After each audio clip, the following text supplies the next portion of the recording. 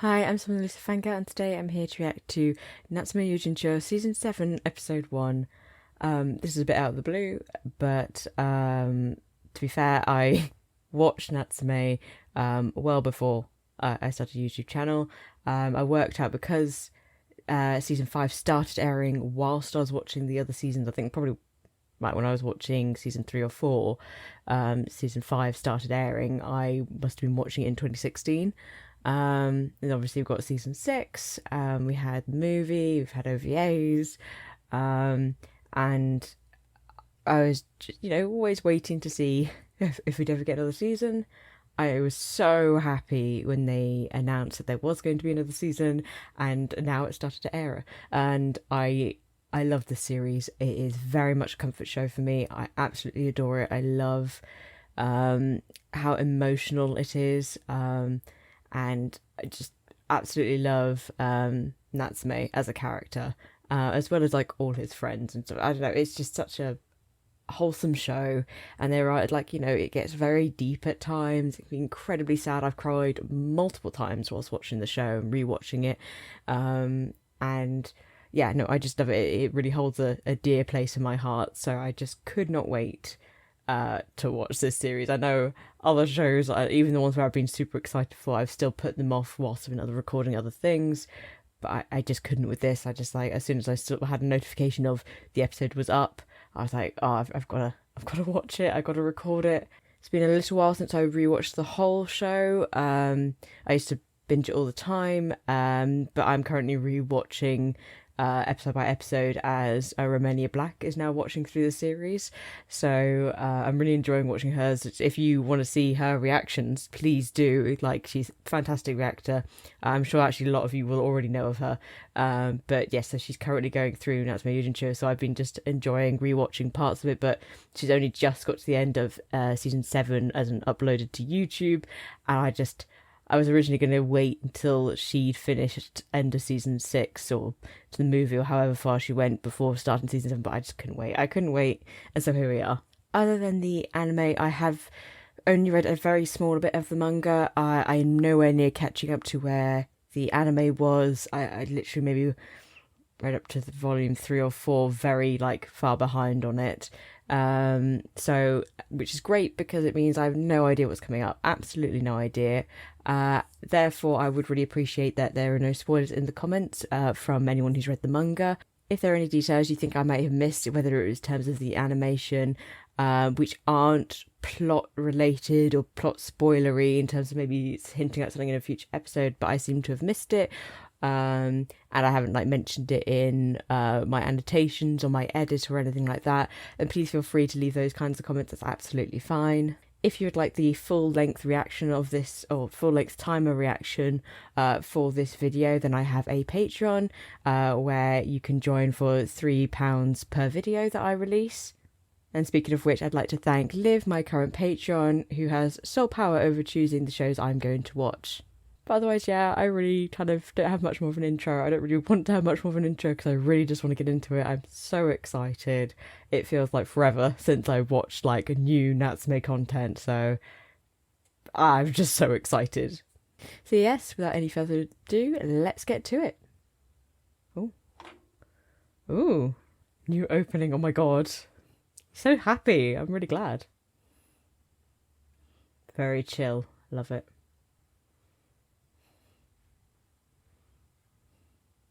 Ooh, whose arm is that? Is it just Natsume? Oh, all his friends. Oh. Oh, already giving someone's name back. Oh, getting a new animation for it. Oh, it looks quite similar to other ones, so maybe just a revised version, if anything. Oh, what is it?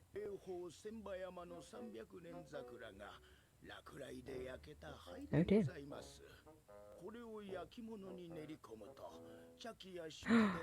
Can we go back to the potter then?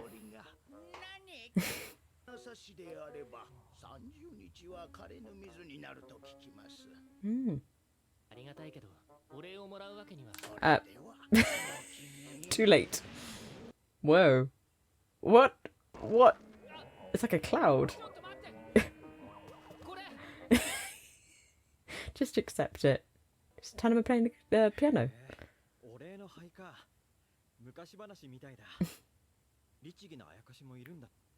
Accidentally caused trouble.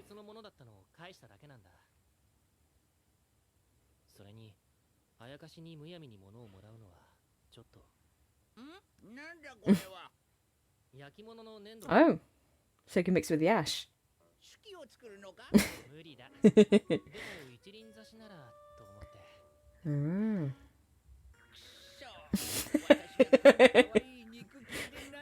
Cute little paws.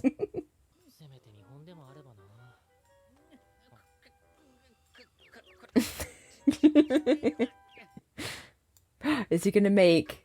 Is he? Oh, is he gonna make a little Yanko Sensei?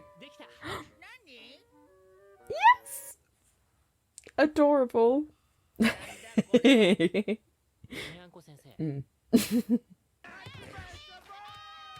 Already a party. Uh oh. Ooh, is he gonna go on the flower beds or something? Oh my god, you two. Or you three even.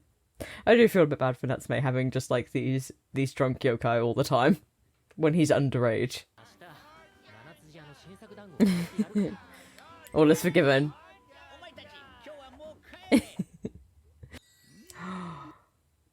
I'm so glad I got to try dango when I was in Japan. Nothing as fancy as that though, oh my god. All the time.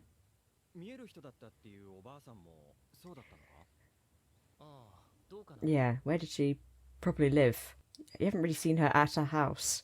Especially because the way that he sees the past is through the interaction with the yokai. So if they don't go into her house, he's not going to see the house.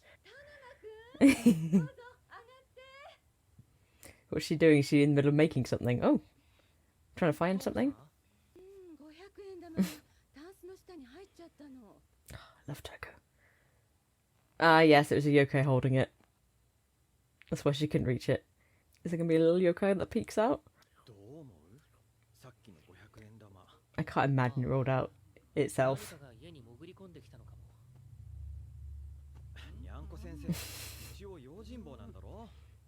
I like how he was kneading the cushion. Oh.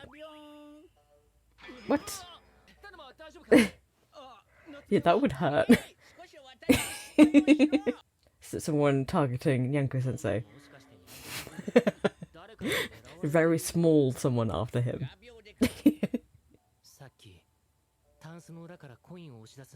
Is this a little hand or something? Yeah.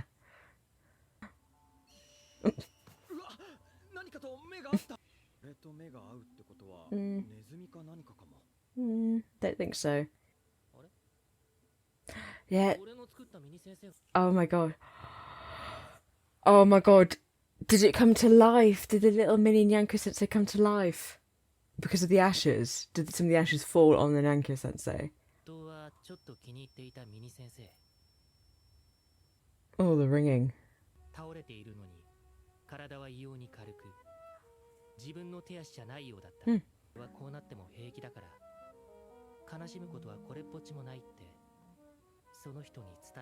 But you couldn't speak.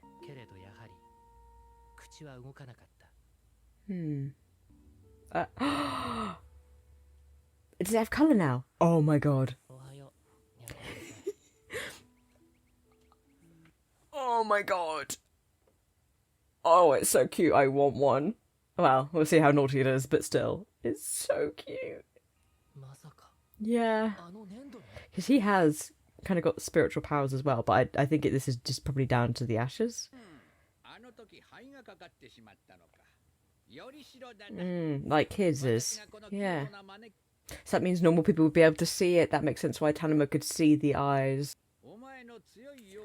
Okay, good.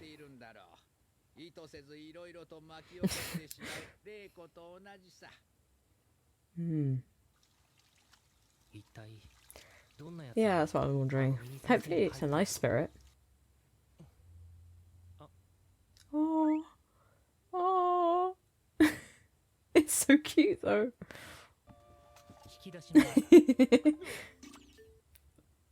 Oh, this is cute and not doing anything wrong. Oh.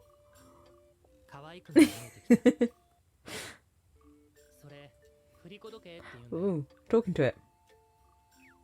Ooh, it understood.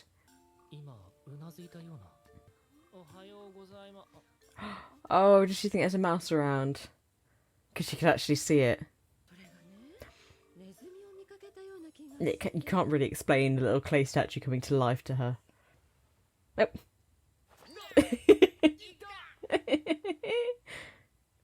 It's bringing supplies? What's it doing? Mini Sensei. Oh, is it going off on a journey now? Oh.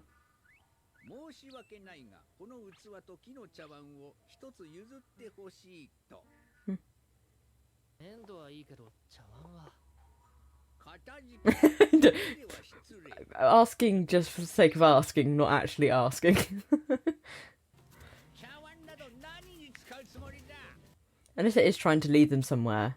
Was it going to use it as a boat? Like, what's it going to use the teacup for? Oh. Oh, it's just ready to punch. Oh. Even Yanko's out. Oh. Wow, that is powerful. Wow. Huh?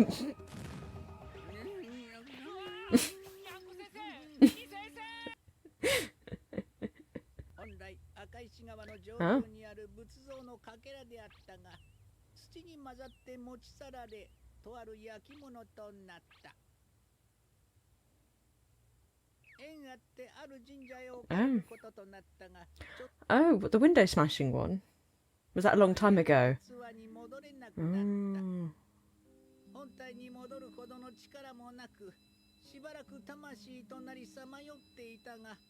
I like how he's doing the voice for him.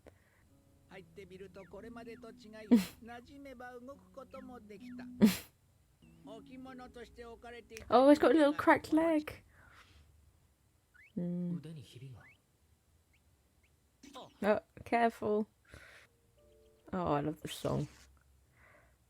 Oh my god, it's gonna be the tiniest little bandage. Yeah, I was gonna say I'd be absolutely terrible at this part. Oh?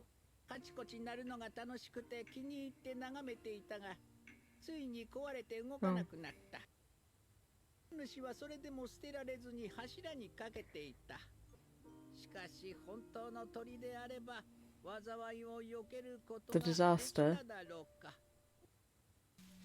Ooh, wow. Quick change. Oh dear. Oh dear. Whoa.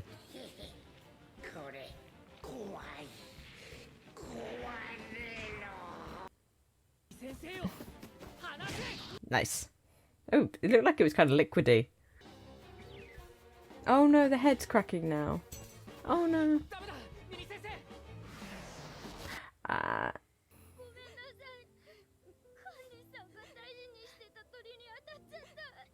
Oh, at least I'm really sorry about it.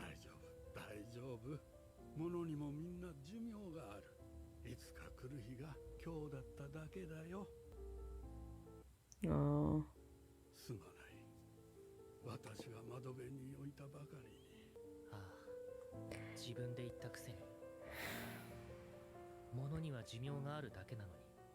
That's him literally being cracked apart.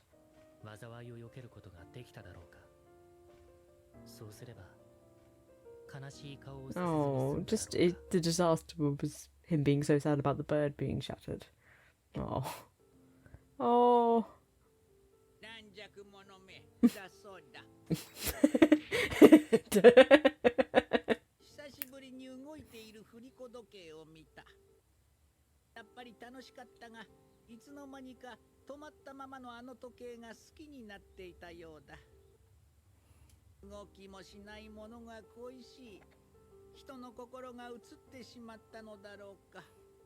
Mm. Oh.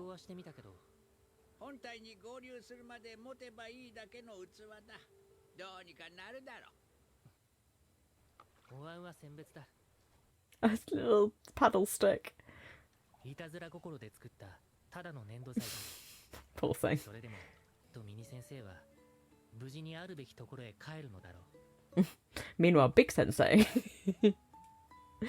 なんだ。なんでもないよ。 I love that they kept this style for the ED. Oh. Like friends?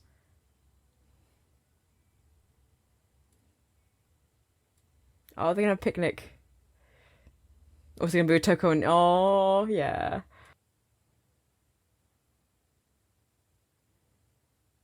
Love that animation at the end. That bit was lovely. Oh, it's just such a lovely show.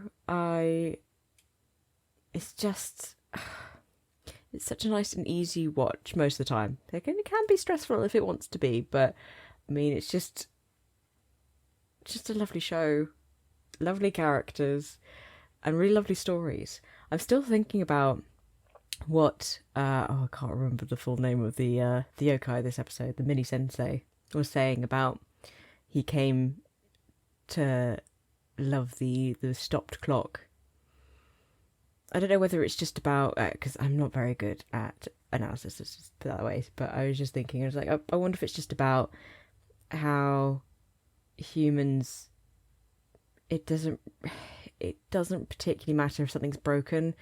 Like sometimes you'll keep it anyway because it means something to you. We get very sentimental about things even when they're broken. We don't like, I mean, of course there's things that you will just throw away when it's broken, but there's quite a few things, and like certain people as well find it very hard to throw things away. I find it quite hard to throw things away when things are broken. It really depends what it is. But I get very attached to most items, most of my possessions, so I find it very hard to get rid of old things. So I don't know whether it's to do with that, or it's just, even though he's got the mobility now as mini sensei, he just kind of longed for the time when he was just a statue and just liked being in his own company, like in that man's company. Yeah. Oh my god, Mini Sensei was so cute though. Absolutely loved that. Super, super cute. Like, somehow even cuter when there were three, like, mini Yankos. I think it was three, wasn't it? Like, just lovely. Oh my gosh, so cute. One thing that Yanko Sensei brought up was about Natsume and Reiko both kind of even unintentionally causing trouble and stuff, which it's very true. I mean, sometimes it's intentional, but most of the time, if something goes wrong, it's completely unintentional, or how would you put it? Or kind of like misguided, like good intentions. Like they thought they were going to be doing something good, but then either they interfered when they shouldn't have, and they should have let things be, or I don't know, it's like, you know, it's not necessarily intentional, but not always completely unintentional either. Like maybe they're sometimes a bit stubborn. I do think they're both very stubborn characters, both Natsume and his grandmother, because it doesn't matter what people say to them. If they believe something else, they'll do it. And like we see that with Natsume being told when things are like too dangerous, or they should just keep out, or just ignore it, it's none of his business. And if he feels for whichever yokai or one of his friends, or even just a stranger, if he feels for them, he'll do it regardless. If he wants to do it, he'll just do it. At the start of the episode, when we realised that something had gone into the clay statue that he'd made of Nyanko Sensei, at first I thought it was going to be to do with the cherry tree, which they brought up. Obviously it wasn't. It was the fragment of a Buddha. I think they said a Buddha statue, but it was of a bird. I might be misremembering, but or he might have just been a Buddha spirit. Can't remember now, but yeah, it was interesting. And when I was like trying to work out why Natsume's dream he felt like he did, like he felt really light, like the body, like his own body wasn't himself. It's like obviously it was something inanimate, which is again why I thought it might be in a tree or something. But no, makes sense with the pottery. It's like Natsume's dreams are, I think like, okay, on one hand they are incredibly useful because they give him insight into yokai's past, yokai's feelings, even sometimes like don't think we've had anywhere it's been like influenced by a human, but it's normally through the eyes of yokai, like he's feeding off their spiritual power or their spiritual energy that he's been in contact with. So I think there's a lot of times. Well, yeah, that's what I was thinking of because like I was thinking of the time when Taki he dreamt of the yokai that was chasing after her when we first were introduced to her, and obviously at that point he hadn't met the yokai, so it's kind of like, was he feeding off the yokai's energy that was around her because she was being followed by this yokai, or somehow feeding off her energy? Anyway, they're incredibly useful, but but sometimes a bit traumatic. Like not all the time, but some of these yokai have really sad pasts, and some of them go through some really tough things. And the fact that Natsume very much embodies them in their memories, and he has to feel the same emotions and stuff. Like that's a lot. And there's no, and if it's not that, then sometimes it's nightmares about his past. So it's just like quite heavy. I mean, sometimes he has nice dreams as well, but I can't imagine having that kind of knowledge that when you go to sleep, you might not even necessarily have met that yokai yet, but you might just have a dream of a yokai's past. That's just really bizarre because you're literally, it's not even like he's watching the past, it's from he's watching it or experiencing it from their perspective. It's always like a fascinating thing to me about the show and the stories are his dreams where he can experience these things for himself and really put himself in the shoes of others. And I think it was very useful in, of course, getting him to understand. I mean, it helps a huge amount with his empathy for other people, other creatures, other yokai, because of course he can't help but understand what they feel when he's literally put in their shoes. And considering how at the very start of the series, like how much he wanted to close himself off and escape all of this, I think it has played a huge part in getting him to open up or understand both sides of the world. I mean, like both sides, essentially the world, because he sees essentially the whole world as it is. He sees both the human part and the yokai part, and at times that means he can't see things that other people can see, like when there's a yokai blocking his view, or he sees more than normal people can see. So it's really interesting, and yeah, I do think like that, along with the memories he got whenever he releases a name from the book, has played a huge part in his character growth. I mean, his character itself, I mean, he is, as much as he's been kind of put down and bullied and had all sorts of horrible things said to him, whether it's about him or about his family and about his grandmother, he still is a very empathetic character. Even when he was trying to close himself off from either people, like when he was trying to keep his distance from people, or whether he was trying to ignore yokai or trying to get away from them, he still was very sympathetic to people, even when he was going through that stage. But I mean, now it really doesn't take much for him to want to help whoever is in need. It doesn't matter who it is or what they are. So, yeah. But anyway, essentially, I'm always fascinated when we get the dreams from yokai, which Natsume experiences.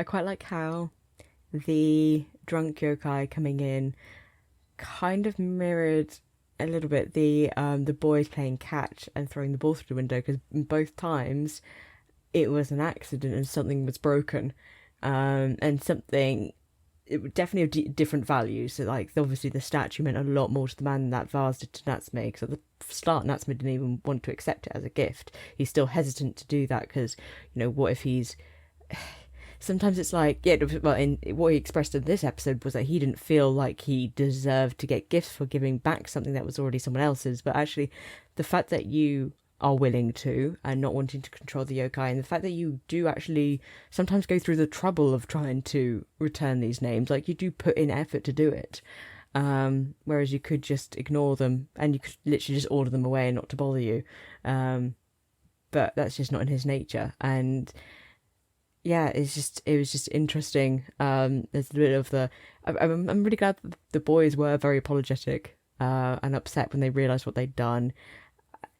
Not quite as much the yokai. They were sorry about it and they were like bashful and stuff about the fact that they had smashed something of Natsume's, but it was certainly like a different thing. But obviously, like I said, it didn't mean quite as much to Natsume, but it would have been a very cool thing to be able to have used the ashes in that way. But then again, those ashes would never have fallen on the mini Nyanko sensei, so mini sensei. So that whole thing wouldn't have happened. So it's just interesting. When something seemingly bad might actually turn out to be a good thing, like the fact they accidentally broke it meant that the yokai managed to inhabit a vessel, which it wouldn't have if nothing had fallen onto the statue that Natsume had made. So a bad event, a bad thing happening, such as the ash jar being broken and spilling everywhere, did turn out very positive and managed to help someone who, like, obviously wasn't expecting it. Like, obviously Natsume wasn't intending to. It was just completely by accident, by chance. But it's just like a nice idea that things breaking isn't necessarily a bad thing. Like with the clock being kept, like, it doesn't matter that it's broken, you can still keep it. And there's a whole thing of is it kintsugi? What's it? I'm gonna get it wrong. I need to look it up. Yeah, kintsugi, which is when obviously the Japanese art of mending things with gold, and things turn out even more beautiful after they've been broken.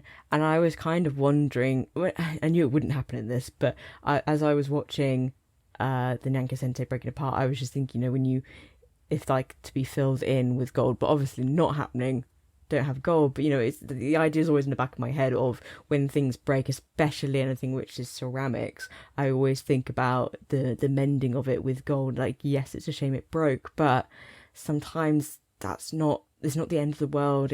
Things can be fixed. They won't be as they were before, but sometimes they can be better. Sometimes they can be even more beautiful. Not always. It's never always going to be the case, but it's not the end of the world when something breaks. There's always that chance that you can make something out of it, that something good can come out of it, like in this case, the vessel for Mini Sensei. Just a bit of a random thoughts, I think that's going to be very much kind of what happens with the series. It's going to be very much my random thoughts that come up as the series goes on, what the episodes make me think of. But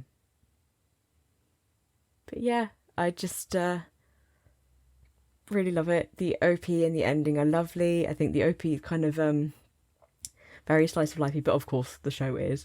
But it's very kind of upbeat, as they all kind of are, but with like a slightly different vibe to it than normal. I don't know how to describe it. I'm really bad with like describing it musically, but yeah, just very jolly and upbeat. So I do really like it. Not my favourite opening, but they've just had some really, really good openings. I think season 5, maybe season 6. I think it's season 5 though, has my favourite opening.